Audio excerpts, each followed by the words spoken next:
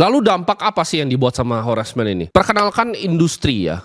Revolusi industri tahun 1900-an. Di mana saat itu ada seorang raja bernama John D. Rockefeller. Dia adalah konglomerat minyak terbesar di dunia. Dia adalah bilioner pertama yang pernah hidup di dunia ini dan orang paling kaya sejagat raya waktu itu. Kekayaan dia dengan orang-orang yang lain, orang-orang kaya lain itu jauhnya luar biasa karena perusahaan raksasa dia yang bernama Standard Oil. Standard Oil ini kalau kita tahu sampai sekarang itu pecahannya masih banyak sekali ya. Perusahaan energi yang pecahannya dari Standard Oilnya John D. Rockefeller 100 tahun lalu. Perusahaannya masih ada sampai sekarang. Dan kalian lihat kata-kata kuncinya Standard Oil ya. Dia suka menstandarisasi semuanya. Jadi oil yang aman, standar. Dia mau pekerja juga yang standar. Dia mau semua yang standar. Makanya nama perusahaannya dia Standard Oil. Dan sampai sekarang influence dia, pengaruh dia di edukasi itu masih kecium sampai detik ini kita bicara. Dari yang namanya Rockefeller Foundation. Ide Horace ya, mencontek Prussian model, dibikin sistem grading, itu bikin Rockefeller ini berpikir ada kesalahan konkret dalam sistem ini.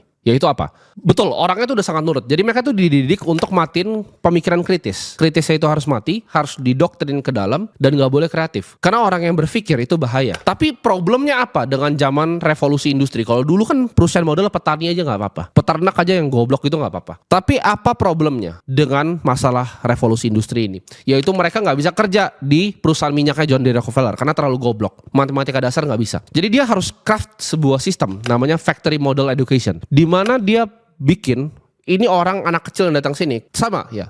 Pemikiran kreatif itu harus dibunuh, pemikiran kritisnya harus dibunuh, tapi mereka harus cukup pintar at least untuk mengoperasikan pabrik. Nah, di sini mulai nih. Ini yang sekarang sampai sekarang namanya factory model. Jadi mereka bikin itu kayak robot akhirnya. Untuk kerja di pabrik, jam segini masuk, jam segini pulang.